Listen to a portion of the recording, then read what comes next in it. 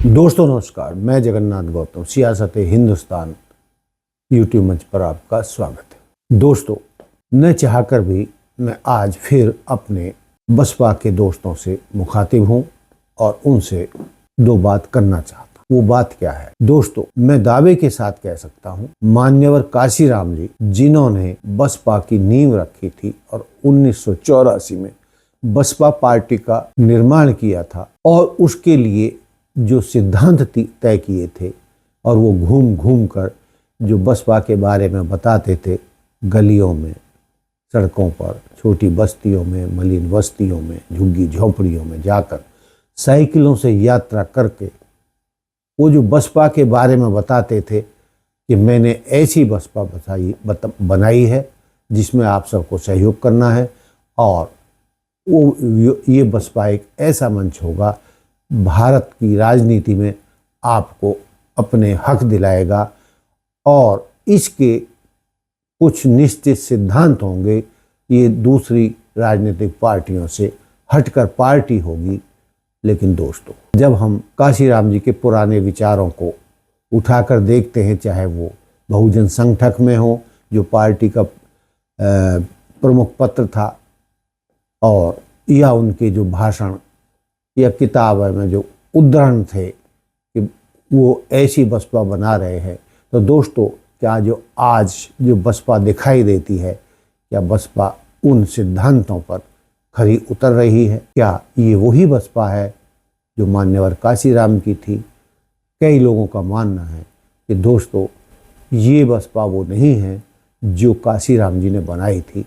काशीराम जी की जो बसपा थी वो इस तरीके से कभी कमज़ोर हो ही नहीं सकती थी। ये जो बसपा अब दिखाई देती है, ये दोस्तों काशीराम जी वाली बसपा नहीं है। बसपा के पुराने साथी, मैं फिर दोहरा दूं, वो पुराने साथी जिन्होंने बसपा को अपने खून पसीने से सींचा था, उन्होंने अपनी नौकरियां तक छोड़ दी थी, कईयों ने अपनी शादियां नहीं की मान्यवर काशीराम जी की तर्ज पर, और बहुत सारे कर्मचारियों की बहुत बड़ी लिस्ट है जिन्होंने पार्टी को खड़ा करने के लिए अपने प्रोविडेंट फंड से पैसे निकाल कर पार्टी फंड में दिए और पार्टी को खड़ा किया। लेकिन दोस्तों, ऐसे जो कर्मठ कार्यकर्ता और नेता थे जिन्होंने काशीराम जी के साथ कंधे से कंधा मिलाकर पार्टी को खड़ा किया, आज उनको पार्टी में पूछने वाला कोई नहीं है और जब भी मौका मिलता है तो वो मन के उद्गार बताते रहते हैं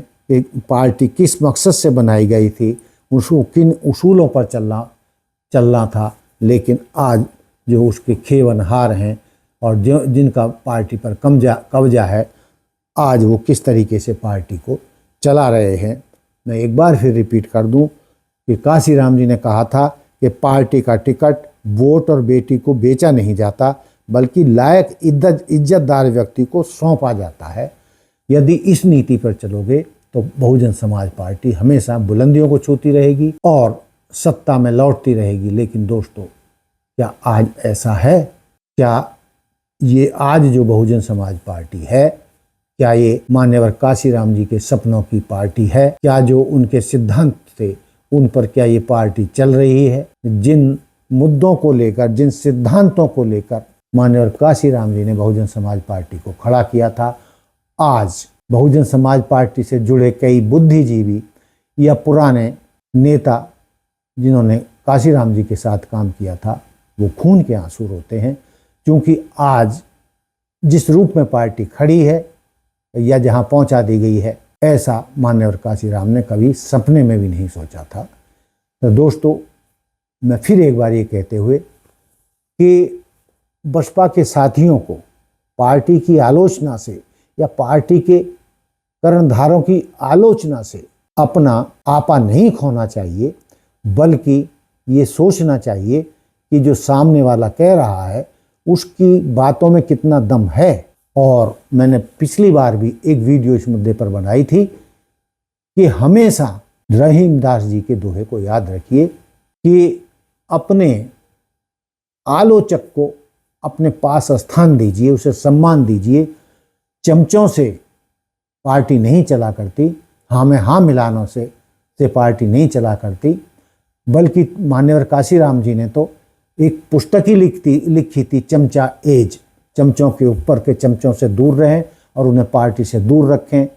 लेकिन दोस्तों आज पार्टी को चमचों ने ही घेर रखा है। और जब हम चमचा एज की बात करते हैं तो उनकी पुस्तक को जब पढ़ते हैं तो आज भी कई लोगों को तकलीफ़ होती है, जो दिल से बसपा को चाहते हैं और बसपा को बुलंदियों पर देखना चाहते हैं और चाहते हैं कि बसपा देश की ऐसी पार्टी बने कि जो अपने मुख्यमंत्री और प्रधानमंत्री बना सके। लेकिन दोस्तों फिलहाल तो दूर तक ऐसा नज़र नहीं आ रहा है। हालांकि जो पिछले 9 अक्टूबर को माननीय काशीराम जी के परिनिर्वाण दिवस पर लखनऊ की रैली हुई थी, उससे थोड़ी आस जरूर बंधी है कि संभवतः शायद नए सिरे से पार्टी में जान पड़ जाए और पार्टी अपने पैरों पर खड़ी हो जाए। लेकिन बहन मायावती जी के भाषणों में जिस तरीके से नज़दीकी भाजपा के लिए दिखाई दी, मनुवादी सोच के लिए दिखाई दी, और जो धर्मनिरपेक्ष शक्तियां हैं उनका विरोध किया गया, तो उससे तो ऐसा लगता है कि बहन मायावती जी अभी भी बदली नहीं है और वो बाबा साहब के संविधान को बदलने और हिंदुत्ववादी संविधान लाने वालों को मदद कर रही हैं, ऐसा बहुत सारे लोगों का मानना है। दोस्तों मैं फिर ये कहते हुए कि बसपा के साथियों, आलोचना करने वालों का कभी विरोध मत करिए, क्योंकि यदि आलोचना करने वाले नहीं होंगे और आपको बताएंगे नहीं कि आपके संगठन में, पार्टी में क्या कमियां चल रही हैं, तो दोस्तों वो कमियां भी कभी दूर नहीं होंगी और आप अपने लक्ष्य तक नहीं पहुंच सकते। बसपा अपने लक्ष्य तक नहीं पहुंच सकती यदि आप आलोचकों की बातों को नहीं सुनोगे। इसी के साथ दोस्तों जय हिंद, जय भारत, जय संविधान, नमस्कार। देखते रहिए सियासत हिंदुस्तान।